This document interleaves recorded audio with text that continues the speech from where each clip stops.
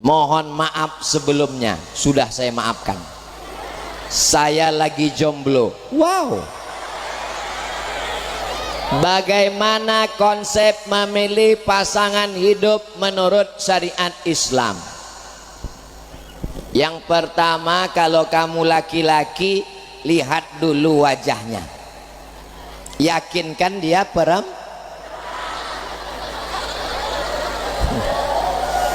Soalnya sekarang banyak laki-laki mirip seperti, karena dia sudah dipermak ikut kontes lady boy. Wajahnya lady, kakinya tungkahul mar'atu li arba. Perempuan dinikahi karena 4. Yang pertama lima liha, karena dia kaya. Kalau ada di sini perempuan, lihat cincinnya ada 1, yang ini cincinnya 3, pilih yang 3.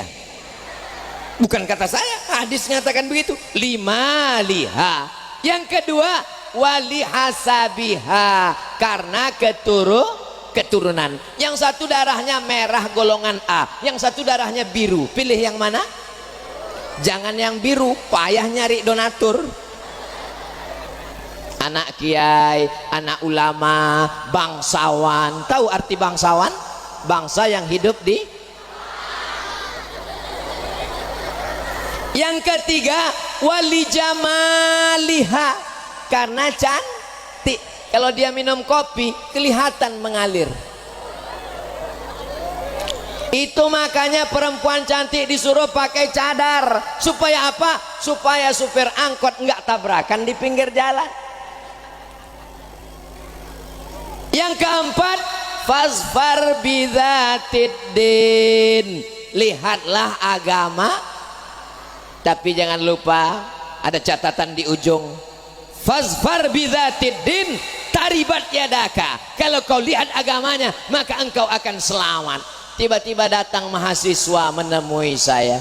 Assalamualaikum Ustaz Somad. Waalaikumsalam. Kemarin Ustaz ceramah katanya kalau mau nikah cari 4, karena hartanya, karena keturunannya, karena nasabnya, karena cantiknya, karena agamanya. Betul. Tolong Ustaz carikan saya yang ada 4-4-nya. Kalau ada 4-4-nya ngapain saya kasih ke kamu? Tolong nanti sebelum diupload yang bagian ini jangan diupload, dipotong, takutnya didengar orang rumah.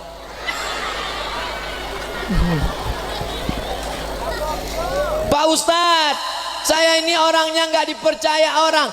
Jangan minang perempuan petantang petenteng kepedean datang sendiri. Assalamualaikum Bapak calon mertua, apa kabar? Tentu ada adat istiadat, sopan santun, tata krama, budi bahasa, betul? Ajak Ustadz Muhammad Hasan, ajak Kiai Ahmad Fauzi Tijani, jangan ajak Pak Bupati, beliau sibuk. Nanti mereka yang akan berikan muqaddimah untuk nanti. Kamu siapa? Berani-berani sini mau minang anak saya. Tapi kalau kamu bawa Kiai, oh ada Pak Kiai, assalamualaikum Kiai. Saya Kiai, matur sekelangkong Kiai. Jadi bawa backingan, jangan sendirian. Nah, ini salah satu cara. Tapi yang terpenting di antara semua adalah yakinlah bahwa langkah rezeki, pertemuan, jodoh adalah kuasa Allah Subhanahu. Tapi tetap ada usaha dan ikhtiar. Jangan karena Ustaz Somad bilang langkah rezeki, jodoh, pertemuan, kuasa Allah. Pas ditanya, kamu udah usaha, serahkan pada Allah. Mana tahu nanti ada anak ibu, ketika ditanya jodoh, kamu kok belum nikah juga? Katanya Ramadan, udah lewat 3 kali kok masih bangunnya pakai dibangunkan mercon. Terus dia jawab sesuai dengan ceramah Ustadz Somad, langkah rezeki, pertemuan, jodoh, kuasa Allah. Ibu jangan marah, diam aja. Nanti pas jam 12, jam 1 dia nanya, ada makanan siang Mak? Kuasa Allah. Mesti ada usaha, tapi bukan pacaran. Jangan pacaran. Adik-adikku, anak-anakku yang perempuan, aku memandang kalian bukan sebagai objek. Kalian adalah adikku, kalian adalah anakku. Jangan pacaran. Gimana kalau nanti kalian dibawa pakai motor, ngebut, masuk angin, gembung, yang rugi laki-laki apa perempuan?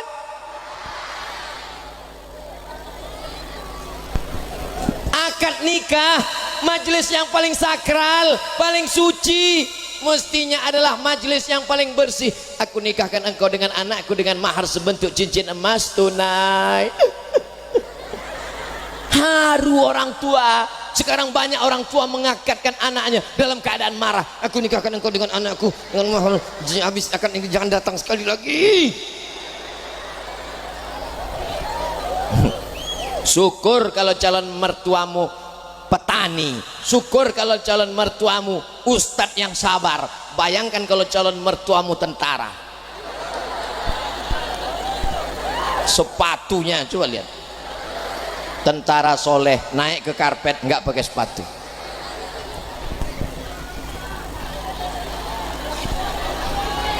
Allahumma sholli ala sayyidina. Apakah harus dimandikan ulang? Apa ceritanya ini?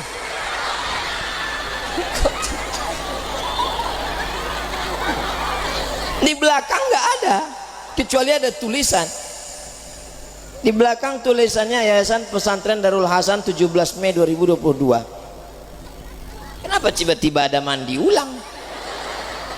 Orang meninggal untuk kedua kalinya di hari yang sama. Meninggal dia, habis meninggal dimandikan, setelah dimandikan dikuburkan, habis itu dia ngetok, belum mati, belum mati. Habis itu dia bangun lagi ke atas, habis itu setelah makan siang mati. Apakah dia dimandikan lagi atau enggak dimandikan? Maka dimandikan lagi. Kenapa? Karena mati itu cuman satu kali. Terus kematian yang pertama tadi itu apa namanya? Gladi kotor.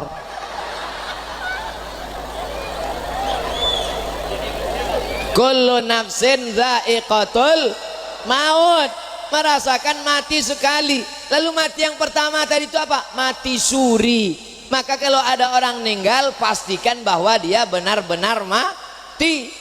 Keluar surat mati dari rumah sakit. Jangan sampai harta warisan dibagi udah pesta, kawan hidup lagi.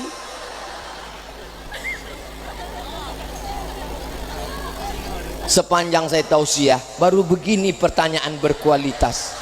Memang masyarakat Bangkalan nih ngaji, orangnya ngaji. Di tempat lain pertanyaannya nggak berkualitas banget. Ustadz Somad, bumi ini bulat apa peta? Aduh, Ustadz Somad, Nabi Adam nikah dengan Siti Hawa, pak kuahnya siapa ya? Aduh, capek deh. Gimana menurut Ustadz tentang jamaah tabligh? Sebetulnya yang nyebut mereka jamaah tabligh itu bukan mereka. Mereka nggak pernah nyebut dirinya jamaah tabligh, tapi karena dia selalu tabligh, menyampaikan ayat Quran, menyampaikan hadis Nabi. Orang yang menyampaikan ayat Quran, hadis Nabi itu nama perbuatannya tabligh, orangnya namanya mubaligh. Lalu kemudian orang mengatakan itu jamaah apa? Jamaah tabligh. Jadi bukan. Ada juga orang mengatakan itu jamaah apa? Itu namanya jamaah KUPJ. Apa itu? Kelompok Ustadz Panjang Jenggot. Macam-macam. Ada juga yang mengatakan itu jamaah kompor, karena kemana-mana bawa kompor. Maka ini perlu ditelusuri ceritanya. Ceritanya agak panjang sedikit, kalau saya urutkan mungkin menjelang azan subuh. Siap? Jadi ada namanya Maulana Qasim. Siapa namanya? Maulana Qasim. Maulana Qasim buat pesantren. Nama pesantrennya Darul Ulum. Apa nama pesantrennya? Darul Rumah Ulum Ilmu, rumah ilmu, didirikan oleh Maulana Qasim. Maulana Qasim mendirikan, hafal karena ini nanti akan masuk UAS, ujian akhir semester. Lalu kemudian tempatnya namanya Deoban. Deoban itu di India. Di India itu umat Islam mayoritas atau minoritas? minoritas, penduduknya 1 miliar. Umat Islam memang banyak 300 juta, tapi saudara kita yang non muslim 700 juta. Nggak bisa sembarangan tablik akbar begini. Kita bisa tablik akbar ini kan karena mayoritas, betul? Kalau minoritas jangan tablik akbar, masuk aja nggak bisa.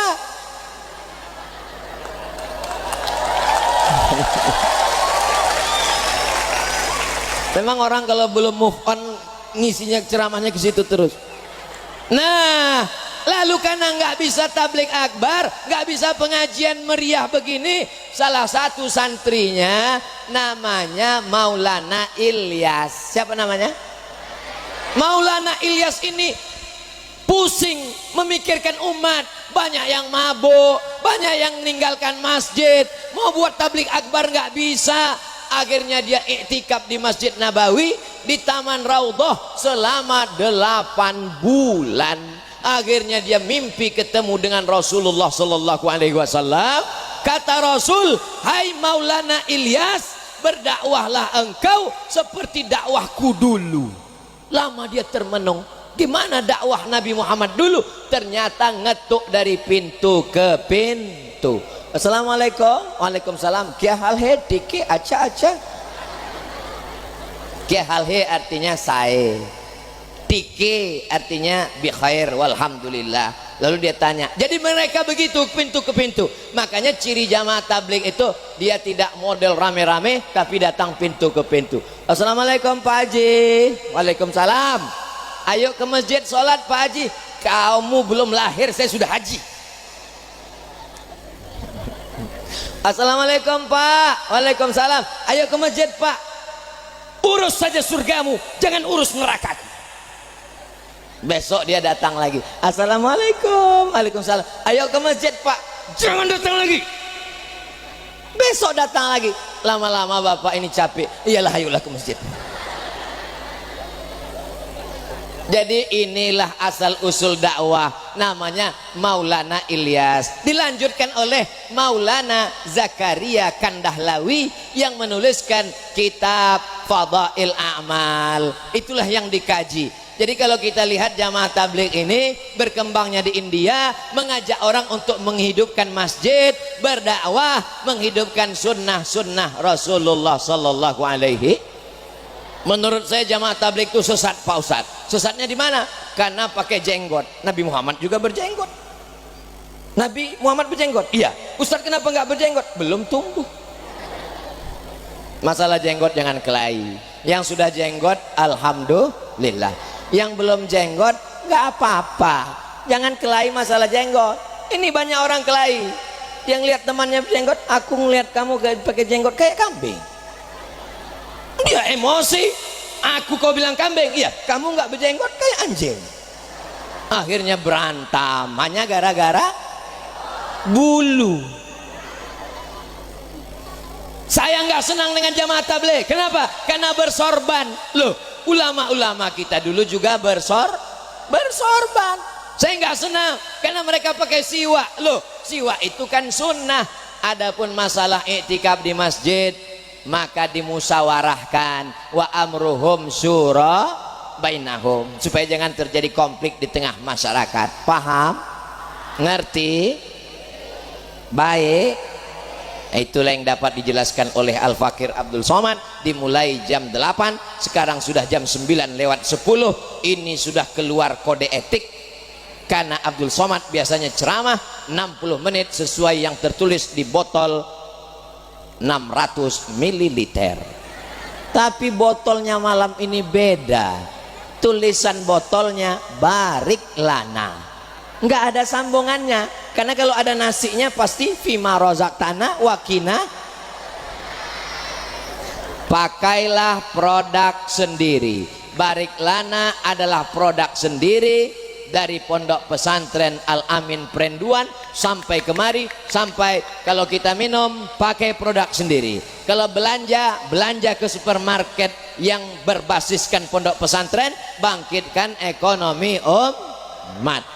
Itulah yang dapat disampaikan oleh Al-Fakir Abdul Somad. Banyak kata-kata tidak berkenan di hati, menyinggung perasaan. Sudikah Bapak Ibu memaafkan silap salah Abdul Somad? selesai. Aku qauli hadza astaghfirullah li wa lakum, menangkap puyuh di Bukit Selasih. Thank you dan terima kasih. Wallahul muwaffiq ila aqwamit thoriq. Jangan bubar dulu, masih ada urutan acara-acara kita berikutnya, masih ada doa, masih ada sambutan, masih ada tanda tangan prasasti dan berikutnya. Jangan kemana-mana, kita lanjutkan setelah yang satu ini. Assalamualaikum warahmatullahi wabarakatuh.